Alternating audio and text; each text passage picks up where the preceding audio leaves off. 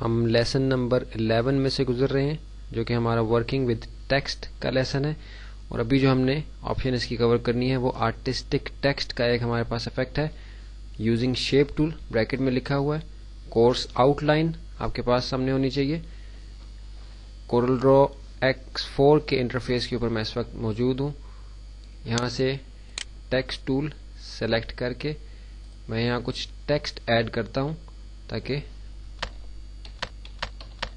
ہم اس پہ دیکھ سکیں.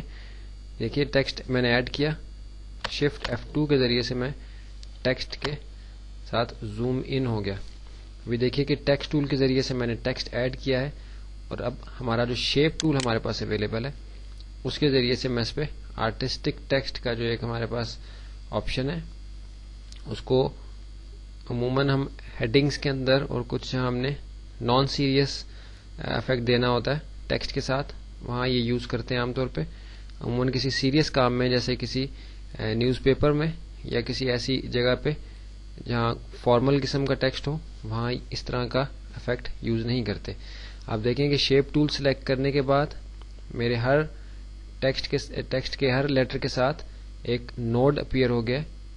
اس نوڈ کا یہ مقصد ہے کہ اس نوڈ کو اگر میں اب شیپ ٹول کے ساتھ کلک کروں گا اب دیکھیے کہ یہ بلیک ہو گیا نوڈ. اگر ای کے نوڈ کو سلیکٹ کروں تو یہ بلیک ہو جائے گا ایکس کو یا ٹی کو. تو جس نوڈ کو میں نے سلیکٹ کیا ہوا ہے اس لیٹر کے اوپر میں الگ سے اس کو الائن کر سکتا ہوں، اس کو موومنٹ اس کے اندر کر سکتا ہوں. ایک یہ طریقہ ہے کہ اس نوڈ کے ساتھ میں اسٹریٹ اوے اپنے اس لیٹر کو ڈریگ کر کے ریپوزیشن کر سکتا ہوں، جس کی جو ہاریزونٹل اور ورٹیکل موومنٹ ہے وہ ہمیں یہاں اپنے آپشن بار کے اندر نظر آ رہی ہے. آپ دیکھیں گے کہ یہاں آپ کے آپشن بار کے اندر ہاریزونٹل اور ورٹیکل جو موومنٹ ہے وہ اس کی چینج ہو رہی ہے. اگر میں اس کو روٹیٹ کرنا چاہتا ہوں تو ہمارے پاس یہاں جو آپشن ہے کریکٹر اینگل کی، اس کے ذریعے سے ہم اپنے آپشن بار کے اوپر یہاں آ کے اس کے اینگل کو بھی چینج کر سکتے ہیں. آپ دیکھیں کہ اس کا اینگل جو ہے ٹی کے اینگل کے اندر تبدیلی واقع ہوئی ہے. تھوڑا سا مزید اس کو میں ٹیڑھا کرنا چاہوں تو میں کر سکتا ہوں. دوبارہ اس کے نوڈ پہ آ کے اس کو ریپوزیشن کر لیتے ہیں. اب اس کے بعد ہمارا ای ہے، ای کو بھی ہم نے ریپوزیشن کر دیا، ایکس کو بھی ہم نے ریپوزیشن کیا. تھوڑا سا ہم اس کو بھی اس کا اینگل چینج کر دیتے ہیں، اور ابھی ٹی پہ آ کے اس کو بھی ہم نے ریپوزیشن کر دیا. اگرچہ یہ ہر لیٹر الگ سے ریپوزیشن ہو گیا ہے لیکن پھر بھی اگر میں ٹیکسٹ ٹول کے ساتھ ان پہ آ کے کلک کروں گا تو میں اس کو ایک ہی ٹیکسٹ کے طور پہ اس کے اندر کوئی بھی تبدیلی لا سکتا ہوں. اب دیکھیے میں نے اس کو سلیکٹ کیا ہے، میں اس کا کلر چینج کر سکتا ہوں، میں اس کا فونٹ چینج کر سکتا ہوں. دیکھیے فونٹ اس ٹیکسٹ کا میں بڑی آسانی کے ساتھ چینج کر سکتا ہوں.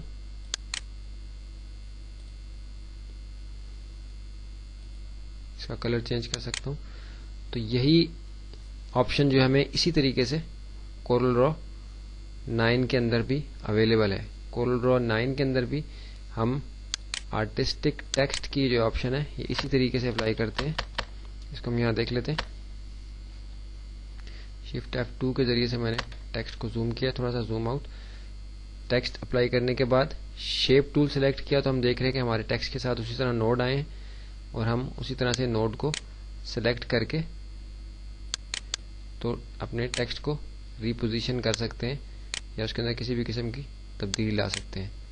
اگر ہم نے کسی ایک لیٹر کے اندر کوئی تبدیلی لانی ہو تو ہم اس نوڈ کو ڈبل کلک کریں گے یا اس نوڈ کے اوپر آ کے رائٹ کلک کر کے فارمیٹ ٹیکسٹ کی جو ہمارے پاس آپشن ہے کورل ڈرا X4 کے اندر بھی اسی طرح ہے. فارمیٹ ٹیکسٹ کنٹرول ٹی اس کی شارٹ کٹ ہے. ہمارے سامنے فارمیٹ ٹیکسٹ کا ونڈو آیا، یہاں سے ہم مزید تبدیلی ٹیکسٹ کے فونٹ اور سائز وغیرہ کے اندر الگ سے کر سکتے ہیں. نوڈ کو ڈبل کلک کر کے یا رائٹ کلک کر کے ٹیکسٹ پہ یا نوڈ پہ فارمیٹ ٹیکسٹ کنٹرول ٹی اس کی شارٹ کٹ ہے، اس کے ذریعے سے ہم اس ٹیکسٹ کو فارمیٹ بھی کر سکتے ہیں، الگ سے اس کے اندر جو ہم تبدیلی کر سکتے ہیں. اور اسی طرح سے ہم ریپوزیشن بھی ٹیکسٹ کو کر سکتے ہیں جیسا کہ ہم نے کورل ڈرا X4 کے انٹرفیس کے اوپر رہ کر کیا. ابھی اس کے بعد ہماری آخری چیز جو لیسن نمبر 11 کی ہم نے دیکھنی ہے، symbol and special characters. Control F11 جس کی شارٹ کٹ ہے، اس کو بھی ابھی ہم یہیں دیکھ لیتے ہیں. تھوڑا سا میں زوم آؤٹ ہو جاؤں گا. اس ٹیکسٹ کو جو ہماری اسکرین کے اوپر ہے اس کو میں یہاں سے ڈیلیٹ کر دیتا ہوں. کورل 9 کے انٹرفیس کے اوپر ہمیں کورل 9 اور کورل X4 دونوں کے اندر یہ آپشن کنٹرول F11 کے ذریعے سے یہ آتی ہے. اگر کنٹرول F11 سے آپ نہ جانا چاہیں تو آپ ٹولز کے اندر جا کے symbols and special characters control F11 کی ہمارے پاس شارٹ کٹ ہے, اس کے ذریعے سے بھی ہم اس کو اپروچ کر سکتے ہیں. شارٹ کٹ کمانڈ جو ہے یاد رکھیں, آپ کی کورس آؤٹ لائن کے اوپر یہ لکھی ہوئی ہے. اس سے ہمارے سامنے ایک ونڈو اوپن ہوتا ہے. اس کا کیا کام ہے؟ اس کا یہ کام ہے کہ آپ کے فونٹس کے اندر کچھ ایسے کریکٹرز ہوتے ہیں جو اگر ہم کی بورڈ سے ان کو اپروچ کرنا چاہیں تو ہمیں مشکل لگتے ہیں کیونکہ ہمیں وہ یاد نہیں رہتے. مثال کے طور پہ ہمارے پاس جو انگلش کے ٹیکسٹ ہیں, بالفرض ہم یہاں سے کسی ٹیکسٹ کے اندر جاتے ہیں, ہمارے پاس ایک ونگڈنگ کا ٹیکسٹ ہے جو ہمیں اچھی طرح سے یاد ہے کہ ہمارے ورڈ پروسیسنگ کے ہر سافٹ ویئر کے اندر آلموسٹ موجود ہوتا ہے. ونگڈنگز 2 ونگڈنگز 3 یہ 3 ٹیکسٹ ہیں ہمارے پاس. آپ دیکھیے کہ اس کو جیسے میں کلک کرتا ہوں آپ دیکھیے کہ مختلف اسپیشل یہ کریکٹر اور سمبلز میرے سامنے آ گئے.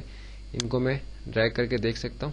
آپ دیکھیے کہ بہت سی ایسی چیزیں اس کے اندر ہیں کہ جو ہم اپنے ڈیزائنس کے اندر یوز کرتے ہیں, جو ہمیں اکثر ضرورت پڑتی ہے استعمال کرنے کی. جیسے لیٹرز ہیں, یہ دیکھیے مختلف سائنز ہیں, سمبلز ہیں, ان کو ہم استعمال کرتے ہیں. ان میں سے کسی بھی چیز کو اگر استعمال کرنا ہو تو ہم سمپلی اس پہ اپنے ماؤس کے ساتھ لیفٹ بٹن کے ساتھ اس کو ڈریگ کر کے اپنے ورکنگ ایریا کے اندر لے آتے ہیں. اس سے یہ ہمیں ایک کریکٹر جو ہے اسپیشل کریکٹر یہ مل جاتا ہے کام کرنے کے لیے. اس کے ساتھ ہم اپنی شیپ کے ساتھ جیسے ہم آؤٹ لائنس کی چینج کر سکتے ہیں, رائٹ کلک کے ساتھ آپ دیکھیے آؤٹ لائن چینج کر دی. فلڈ ایریاز کا چینج کرنا ہے وہ چینج کر سکتے ہیں. آؤٹ لائن کا سائز اگر کم و بیش کرنا ہے تو ہم وہ یہاں سے چینج کر سکتے ہیں. اب دیکھیے کہ آؤٹ لائن کا سائز میں نے چینج کیا, آؤٹ لائن کی ٹائپ میں نے یہاں سے چینج کی اور اس پہ میں نے اپلائی کر دی.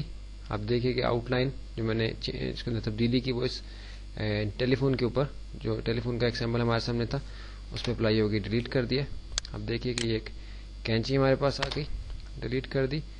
ونگڈنگز 2 تھا, ونگڈنگز 3 پہ ہم جا کے دیکھتے ہیں. اب دیکھیے کہ یہاں بھی ہمیں مختلف قسم کے ایروز ونگڈنگز 3 کے اندر ہیں. ونگڈنگز جو 2 سے پہلے تھا اس پہ ہم جا کے دیکھتے ہیں, اس پہ بھی ہمیں ملتے جلتے کریکٹر یہاں اویلیبل ہیں, ڈفرینٹ ٹائپس کے, ڈفرینٹ جگہوں پہ استعمال ہو سکتے ہیں. تو اس کے ذریعے سے ہم بہت آسانی سے ایسے کریکٹر اور سمبلس کو اپروچ کر سکتے ہیں کہ جو ہمارے ڈیزائن میں استعمال ہوں. کی بورڈ سے بھی اپروچ ہوتے ہیں, لیکن یہ کہ کی بورڈ سے اپروچ کرنے کے لیے ہمیں کافی محنت درکار ہوتی ہے. وہ یاد رکھنا پڑتا ہے, وہ ڈھونڈنا پڑتا ہے کہ کون سا کریکٹر کون سی کی کے ساتھ جو ہے اپیئر ہوگا. یہاں ہمارا لیسن نمبر 11 جو ہے وہ کمپلیٹ ہو گیا. اب ہم نے لیسن نمبر 12 دیکھنا ہے جو ورکنگ ود اردو ٹیکسٹ کا لیسن ہے.